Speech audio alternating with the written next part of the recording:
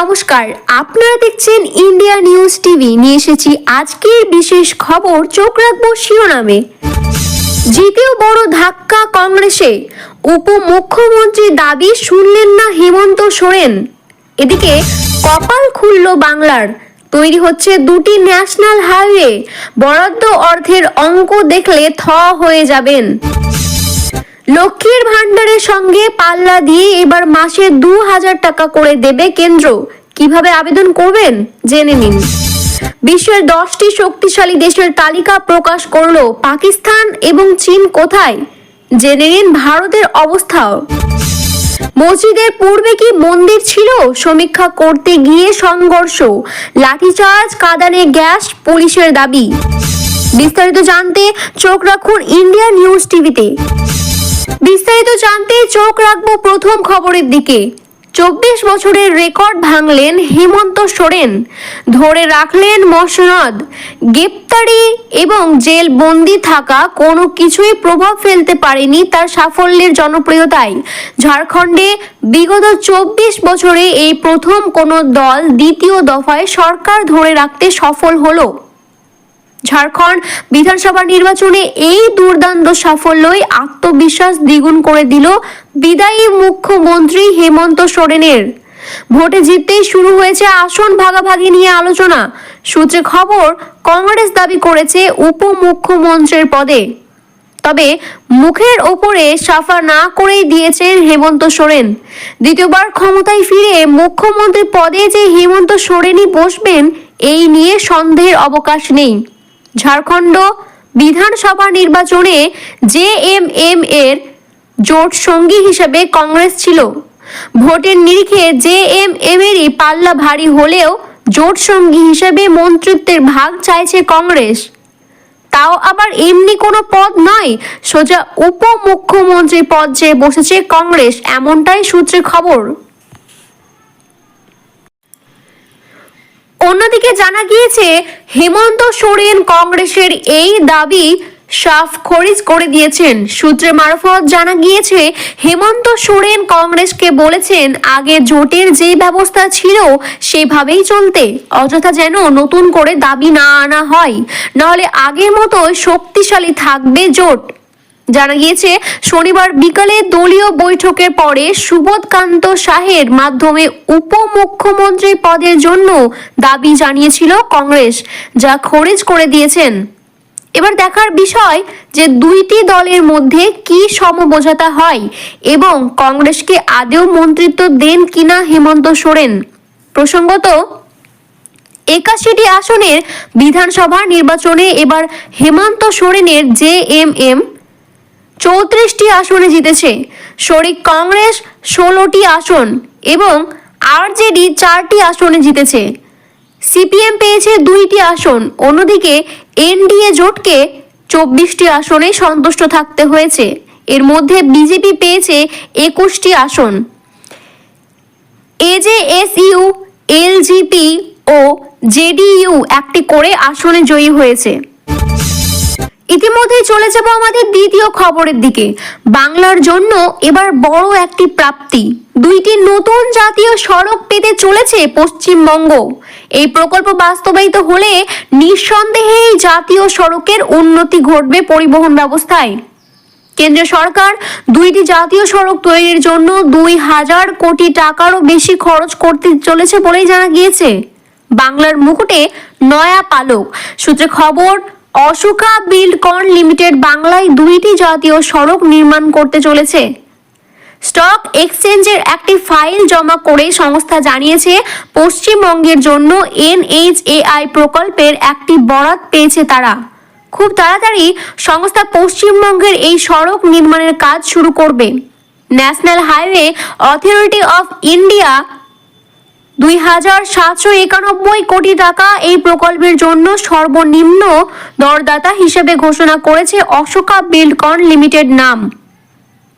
জানা গিয়েছে hybrid অ্যানিউটি model অনুযায়ী এই প্রকল্প বাস্তবায়িত হবে। ওয়ার্ক অর্ডারে জানা গিয়েছে পশ্চিমবঙ্গের বেওয়াইচন্ডী থেকে গুসকার কাটোয়া পর্যন্ত এই হাইওয়ে তৈরি হবে। হাইব্রিড মোডের অধীনে এই প্রকল্পে কাজ করা হবে। জিএসটি বাদ দিয়ে প্রকল্পে খরচ পড়বে 1,391 কোটি টাকা। প্রকল্প কাজ শেষ করার জন্য 910 দিনের লক্ষ্যমাত্রা নেওয়া হয়েছে। পশ্চিমবঙ্গের খড়গপুর থেকে চন্দ্রকোনা ঘাটাল রোড পর্যন্ত অন্য আরেকটি 4 লেনের অর্থনৈতিক করিডোর তৈরি করা হবে। আনুমানিক 1,400 কোটি টাকা খরচ হবে এই প্রকল্পে বাস্তবায়িত করতে। অশোকা বিল্ডকন লিমিটেড জানিয়েছে খুবই শীঘ্রই তারা এই প্রকল্পের কাজ শুরু করবে। রাজ্যের মানুষের অপেক্ষা করে রয়েছে এই প্রকল্পের জন্য। এবার লক্ষ্মীর ভান্ডারের সঙ্গে পাল্লা দিয়ে মাসে 2,000 টাকা করে দেবে কেন্দ্র। কিভাবে আবেদন করবেন জেনে নিন। প্রত্যেক নাগরিক পাবেন কর করে 2,000 টাকা দেবে কেন্দ্রীয় সরকার। কিন্তু ঠিক কিভাবে মিলবে এই টাকা? মমতা বন্দ্যোপাধ্যায়ের লক্ষ্মীর ভান্ডার প্রকল্প চিরকালই অত্যন্ত জনপ্রিয়। এছাড়াও একাধিক প্রকল্প এনেছেন তৃণমূল। এবার কেন্দ্রীয় সরকারও আনলো দারুণ উপহার। তবে এই টাকা সবার জন্য বরাদ্দ নয়। 60 বছর বা তার বেশি বয়সী সকল বয়স্ক নাগরিকদের আর্থিক সহায়তা দিতে আনছে এই বিশেষ প্রকল্প। 60 বছরের বেশি বয়সে যে কোনো নাগরিকই এই টাকা পাবেন। কিভাবে আবেদন করবেন জানুন। এই টাকা পেতে কিভাবে নাম নথিভুক্ত করবেন তা জেনে নিতে হবে। এই প্রকল্পে টাকা পেতে হলে অনলাইন বা অফলাইনে আবেদন করতে হবে। সমস্ত প্রয়োজনীয় নথি যাচাইয়ের পরে অ্যাকাউন্টে ঢুকবে টাকা। বৃদ্ধ সমাজ কল্যাণ বিভাগ বা বৃদ্ধ পেনশন প্রকল্পে অফিসিয়াল ওয়েবসাইটে গেলেই নাম নথিভুক্ত করতে পারবেন। এছাড়া নিকটস্থ ব্লক অফিসে গিয়েও নাম নথিভুক্ত করতে পারেন। বিশ্বের সমস্ত দেশে তাদের সামরিক ক্ষমতা এবং শক্তি বৃদ্ধি করার চেষ্টায় লিপ্ত। আজকের দিনে পৃথিবীর প্রতিটি কোণে অনেক দেশ তাদের সামরিক শক্তি বাড়ানোর জন্য নতুন নতুন ক্ষেপণাস্ত্র, ড্রোন, ট্র্যাক এবং কামান তৈরি করে রয়েছে। এমন অবস্থায় সামরিক শক্তির দিক থেকে তালিকা পরিবর্তন হয়েছে।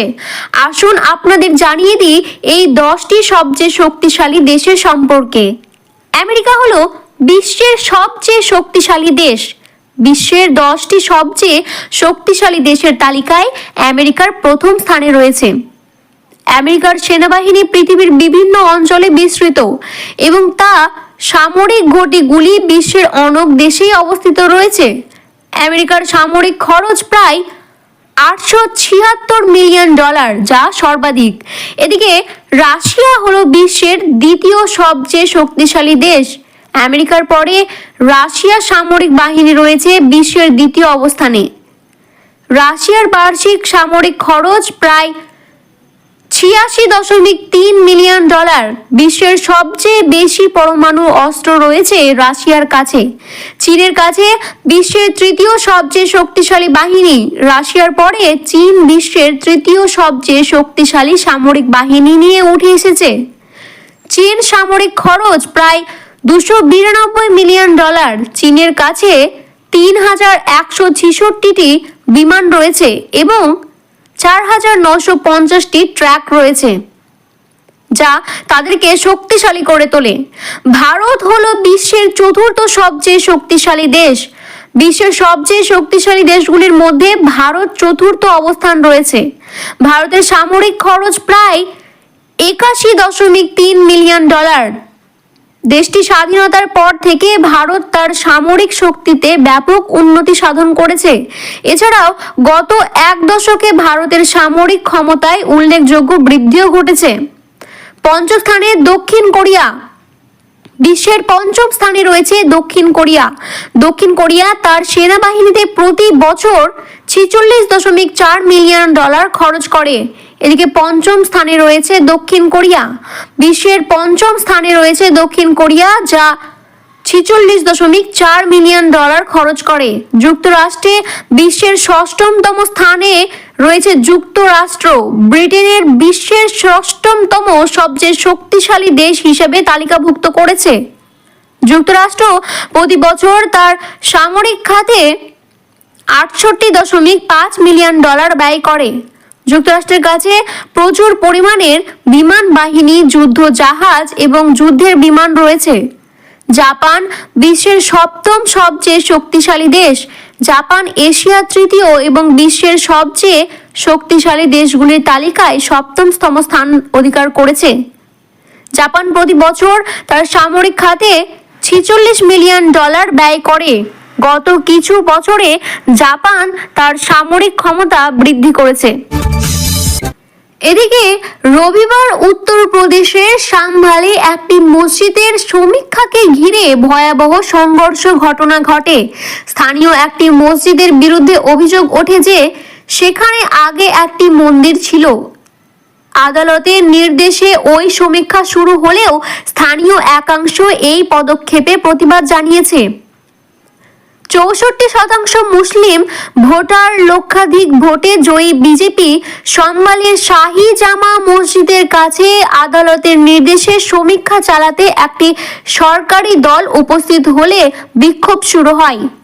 শতাধিক প্রতিবাদী সমীক্ষার বিরোধিতা করে সেখানে জমায়েত হন। বিক্ষোভ দ্রুত হিংস্র রূপ নেয়।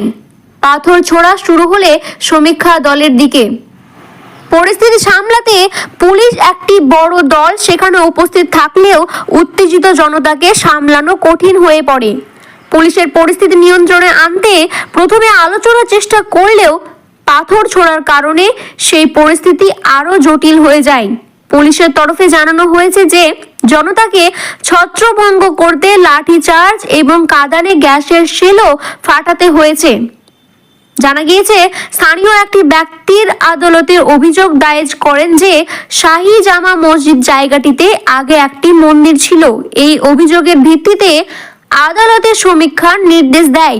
তবে স্থানীয় মুসলিম সম্প্রদায়ের সদস্যরা এই অভিযোগ সম্পূর্ণ অস্বীকার করেছেন এবং সমীক্ষার বিরোধিতা করেছেন। বিক্ষোভের অংশ নেওয়া ব্যক্তিরা অভিযোগ করেছে যে এই সমীক্ষা তাদের ধর্মীয় ভাবনাকে আঘাত করছে এবং এটি উদ্দেশ্য প্রণোদিত। একজন স্থানীয় বাসিন্দা বলেন, আমাদের ধর্মীয় স্থানের সম্মান রক্ষা করাই আমাদের লক্ষ্য। এটি আমাদের আত্মসম্মানের প্রশ্ন। জেলা প্রশাসন জানিয়েছে যে আদালতের নির্দেশ অনুযায়ী সমীক্ষা চালানো হচ্ছে এবং এর সঙ্গে কোনো পক্ষপাতিত্ব নেই। প্রশাসনের তরফে শান্তি বজায় রাখার আবেদন জানানো হয়েছে, তবে পরিস্থিতি এখনো উত্তপ্ত রয়েছে। এলাকা জুড়ে পুলিশ প্রহর জারি করা হয়েছে। বিস্তারিত জানতে চোখ রাখুন ইন্ডিয়া নিউজ টিভিতে।